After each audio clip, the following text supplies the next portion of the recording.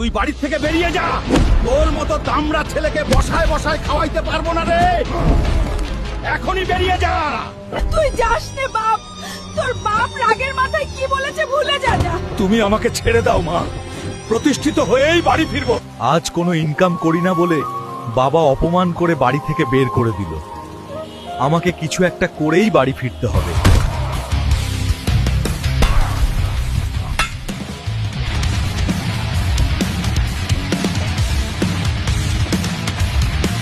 Six months later. অনেক দিন হলো বাড়ি থেকে আসছি, কালকে বাড়ি যাব ইনশাআল্লাহ। বাবা মাকে খুব মিস করছি। বাবা, তোমার ছেলে আর বেকার নেই। এই দেখো, তোমার ছেলে এখন ইনকাম করতে শিখে গেছে। শোন বাপ, সব বাবা মা চায় তাদের সন্তান ইনকাম করুক, কারণ টাকা ছাড়া এই সমাজে কেউ দাম দেয় না। দোয়া করি তুই অনেক বড় হ। বন্ধুরা, রাসেলের ভিডিওটা আপনাদের কাছে কেমন লাগলো জানাতে ভুলে না কিন্তু। পারলে ভিডিওটা শেয়ার করে দিও।